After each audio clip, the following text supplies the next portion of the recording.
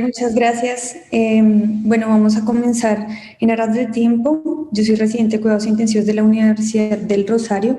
Hoy vamos a ver la evaluación de la vía aérea y es importante saber que desde marzo para acá hicimos una búsqueda exhaustiva y realmente han habido varios avances y varias cosas con respecto a la vía aérea de los pacientes con infección por COVID, pero si ustedes se dan cuenta, han habido diferentes estudios que digamos, van dirigidos a la intubación y a las postraqueostomías, evitando la aspersión de aerosoles para evitar el contagio para el personal de la salud. Sin embargo, si ustedes se dan cuenta, ninguno de estos habla de la vía aérea en ecografía. Hablan de la intubación de aspersión de 2 metros de partículas aerosolizadas durante 30 minutos. Incluso hablan sobre las traqueostomías y la aspersión solamente en una tos de más o menos 21 centímetros. Sin embargo, nada de esto, digamos, como ha apuntado a otras técnicas, además de las que ya conocemos, la videolaringoscopia, el uso más frecuente de las traqueostomías, y además de eso, si ustedes se dan cuenta, algunos dispositivos como las cámaras de Hood que realmente han ido, digamos, como ganando un valor importante para estos pacientes. Sin embargo, es importante reconocer que es necesario utilizar la ecografía, en especial porque tiene un fácil acceso, una calidad del 93%, es no ionizante, no invasiva, tiene poca variabilidad interobservador y además de eso, pues es muy rápida, como lo vamos a ver. Entonces, hay estudios grandes como el estudio de POCUS en shock, que realmente siempre comienza con la vía aérea, pero vemos que a través del tiempo y en los pacientes con COVID, la vía aérea más bien ha estado un poco de lado. Y en esta charla quisiera como comentarles que la ecografía de la vía aérea tiene 3 fases principales: la fase de preintubación, la fase post-intubación y previo a la extubación, que si lo vemos pues es necesario, en especial la utilización de la ecografía del ecógrafo lineal, de la sonda lineal y de la sonda convexa, y solo con estas dos podemos tener una buena medición de lo que vamos a ver a continuación. Entonces vemos que de la fase de preintubación vamos a tratar de reconocer algunas de las estructuras principales, básicamente utilizando, como lo podemos ver en la imagen, las líneas, los ultrasonidos lineales, y aquí vamos a identificar el plano transversal y el plano longitudinal. Entonces, ¿qué vamos a ver en el plano longitudinal? Vamos a tratar de identificar el cartílago tiroideo y el cartílago cricoideo, que básicamente son líneas hipoecoicas y por eso las podemos ver de forma negra en la imagen. Y además de eso, vamos a tratar de identificar algunas membranas como la membrana cricotiroidea y la interfase de aire, por lo menos en esta sección. Si vamos un poco más hacia la caudal, vemos ya los cartílagos un poco más inferiores, como lo podemos ver en esta imagen. Otra de las cosas importantes, y ya cambiando de longitudinal a transversal, es la identificación del cartílago tiroideo, como lo podemos ver ahí, y voy a colocar la flecha. Y además de eso, podemos identificar como esta estructura que es el cartílago tiroideo, podemos ver las estructuras musculares como el esternocleido, y vemos ya estructuras más específicas como las cuerdas vocales con sus ligamentos y las aritenoides. Esto también incluso podemos evidenciar la abducción y la aducción de las cuerdas vocales, que nos van a permitir un poco más adelante en la rehabilitación de estos pacientes el proceso de fonación. De forma un poco más inferior, y básicamente el único cambio que hicimos, si ustedes se dan cuenta aquí, fue abanicar la sonda. Lo que vamos a encontrar, identificar, es el cartílago cricoideo con la interfase de aire, que nos va a generar un artefacto en cometa, en cola de cometa, como lo podemos ver acá. Ya en la parte más inferior, lo que vamos a identificar aquí es la glándula tiroidea, también con el cartílago traqueal, que pues va a ser una línea hipoecoica también. Bueno, si nos vamos más hacia el lateral, lo que vamos a tratar de identificar es estas estructuras que están acá, las estructuras vasculares, por supuesto que es bien importante y que si acá vemos de una forma grande, realmente es una distancia bien pequeña, pero vemos estructuras importantes como el esófago, que está en la parte inferior de la glándula tiroidea. Y esto va a ser importante porque ya vamos a tratar de identificar que el paciente va a estar bien o mal intubado. Entonces vemos que la predicción de la vía aérea difícil hasta este momento y por todos es bien conocida por score como el Mallampati y otros predictores. Sin embargo, hay varios estudios que han identificado que solo el 35, es muy importante este número, el 35% de las intubaciones difíciles tienen una puntuación de Mallampati 3 o 4. Entonces, si ustedes se dan cuenta, el otro gran porcentaje queda por fuera. Entonces, nosotros podemos predecir la vía difícil con el ecógrafo. ¿Cómo lo vamos a hacer? Tratando de identificar el hueso dioides. Si no se puede identificar, probablemente este paciente tenga una vía aérea difícil, el radio de la distancia iomental, el tejido blando pretraqueal y el tamaño de la lengua grande. Entonces, si ustedes se dan cuenta, vamos a ver uno por uno. En este caso, lo que vamos a tratar de identificar es el hueso dioides, que si ustedes se dan cuenta es este que vamos a ver acá. La técnica que se usa pueden ser de dos formas diferentes. Una es de forma sublingual con un microconvex o también lo podemos hacer a la altura por debajo del mentón sobre los músculos genioideo. Y aquí vamos a tratar de identificar esta estructura que está acá, que es el hueso dioides. Si ustedes se dan cuenta, el Mallampati score tiene una sensibilidad del 36 y una especificidad del 89%, pero esta medición y esta visualización del hueso dioides nos tiene una sensibilidad del 70% con una especificidad del 97%, que pues es muy buena en comparación con el Mallampati, que es lo usualmente conocido. Otra de las cosas importantes es la relación de la distancia iomental, en la cual podemos ver que esta relación se realiza con un transductor convex, se realiza justamente por debajo del mentón, y aquí lo que nosotros vamos a tratar de identificar en esta relación, que es básicamente una medida que se toma en esta dirección, es que si nosotros tenemos una medición menor a 1.5, probablemente este paciente tenga una intubación difícil. Y en cuanto al tejido blando pretraqueal, este tejido blando, básicamente lo que nosotros vamos a tratar de hacer es identificar esta línea número 1, que es desde el tejido blando hasta la punta del cartílago. Y si ustedes se dan cuenta, una diferencia de 28 milímetros nos puede predecir que hay una vía aérea difícil en comparación con otras mediciones como son la de 17.5.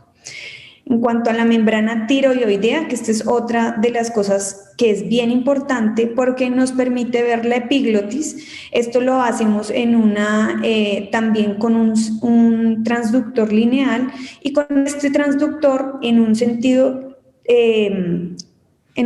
transversal podemos ver que el grosor anterior del hueso dioides y la membrana tiroidea, cuando hay una comparación entre esta medición versus esta medición, que es mayor a 2.8 centímetros, es un buen predictor de laringoscopia difícil. Así como también las mediciones entre el tejido blando y la epiglotis, cuando vemos que es mayor cuando se encuentra entre 23.3 más o menos 3, podemos predecir que es una laringoscopia fácil, y si es mayor, pues se va a tratar de una laringoscopia difícil. Otra de las cosas importantes, y tal vez esto también dirigido a pediatría, es el diámetro de la tráquea. El diámetro de la tráquea en especial para saber cuál es el tubo que vamos a necesitar para estos pacientes. El diámetro de la tráquea va a ser entre 1.3 y más o menos 3 centímetros.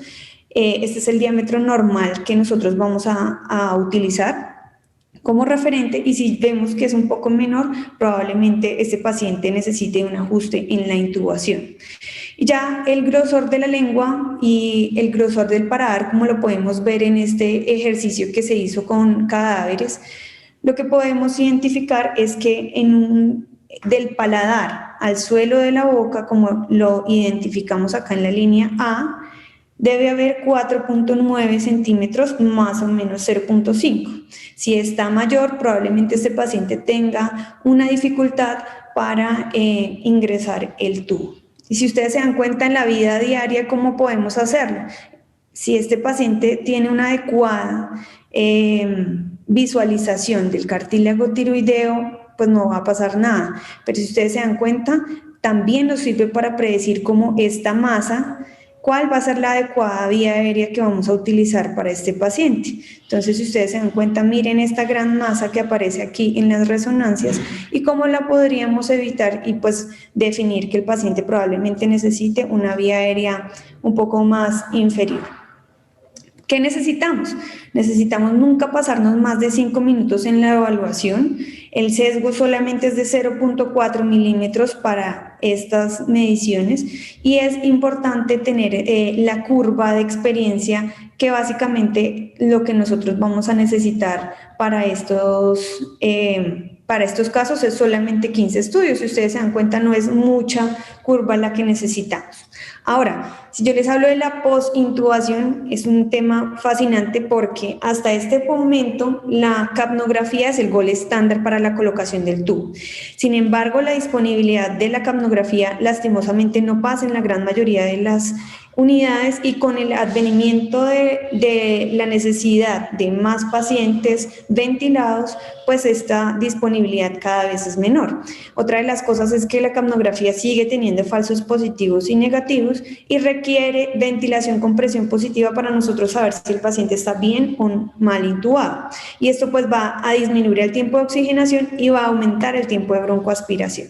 ¿Cómo lo vamos a hacer? Entonces, lo que vamos a tratar de identificar es la tráquea, y además de eso, pues acá, como lo podemos ver, está la glándula tiroides, el esternocleidomastoideo, y acá vamos a ver un esófago.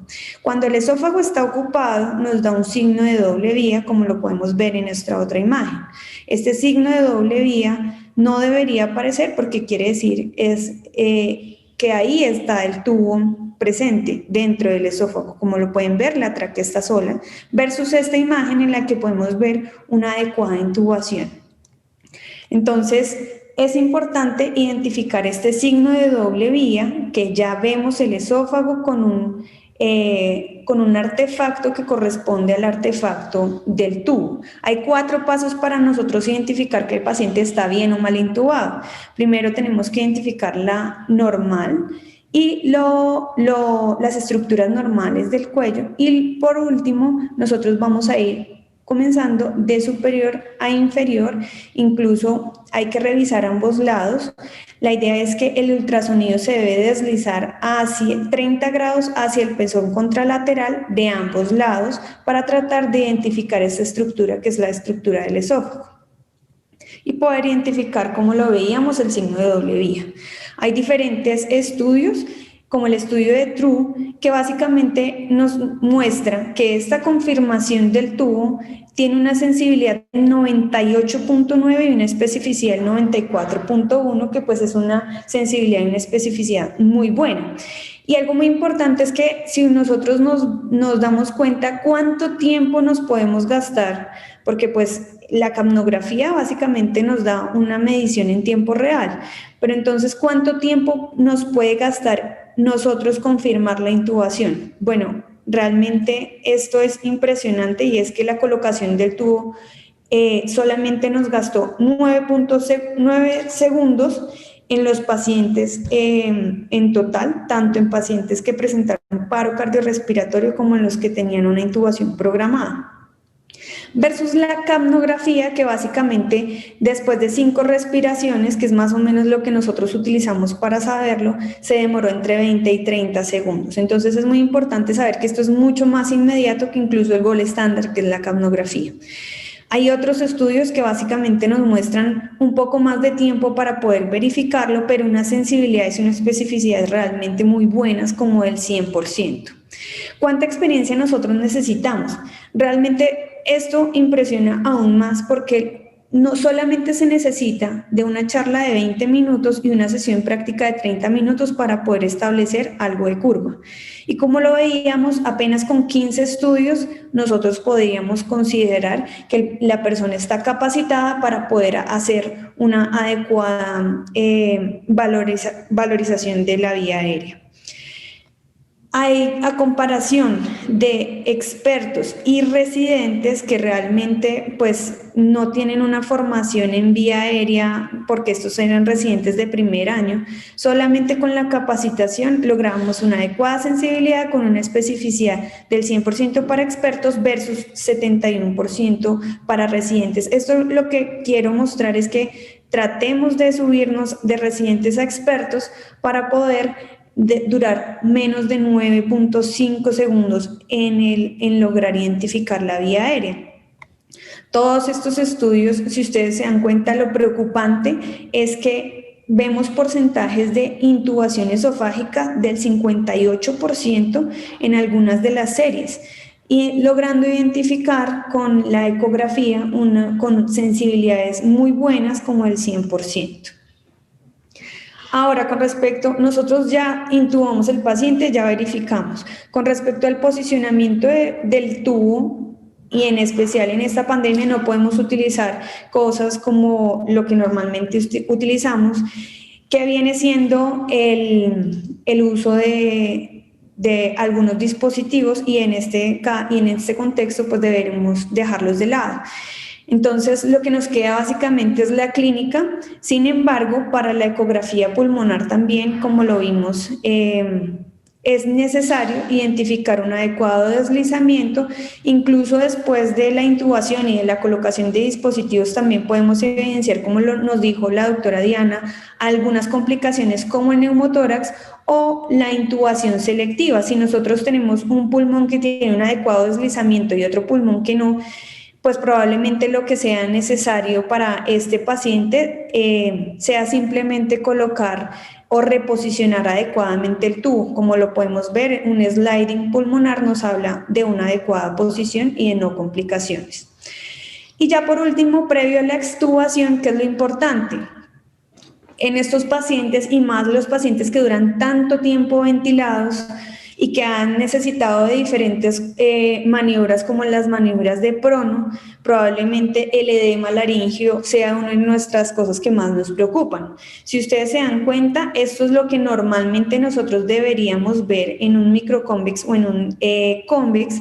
Es una cometa de vía aérea cuando el manguito está insuflado, así como lo vemos en esta gráfica. Si el manguito del tubo está insuflado, nos va a dar este artefacto de cometa, que va a ser básicamente una línea recta. Sin embargo, cuando ya nosotros lo desinflamos, este ángulo se aumenta y la angulación de esta imagen de aire, de la interfaz de aire, básicamente va a ser correspondiente a la desinflación de este manguito. Y esto pues es importante porque cuando nosotros tenemos este paciente que lleva tantos días intubado y que probablemente necesite de alguna maniobra, la maniobra en la que pensamos todos es la maniobra de fuga, o ya una visualización directa, ya sea por resonancia o cuando nosotros hacemos una nasofibro. Sin embargo, si ustedes se dan cuenta, esto es una imagen que es bien característica y que, por ejemplo, si el paciente va a presentar estridor, ya no la vamos a ver. Acá, en el 2 al 15% de los pacientes que están post-extubación y que duraron bastante tiempo intubados, como los pacientes de COVID, básicamente, ¿qué es lo que vamos a ver? Esta línea, y luego de la desinflada del balón del neumotaponador, nosotros seguimos viéndola, de tal forma que lo importante es que no se vio esta cometa como la vimos acá. Entonces, pues esto es bien importante. Se dice, y hay algunos estudios como el publicado en Critical Care, que un valor o una diferencia entre 1.6 milímetros no sirve para predecir una extubación con una sensibilidad del 70 y una especificidad del 70 también.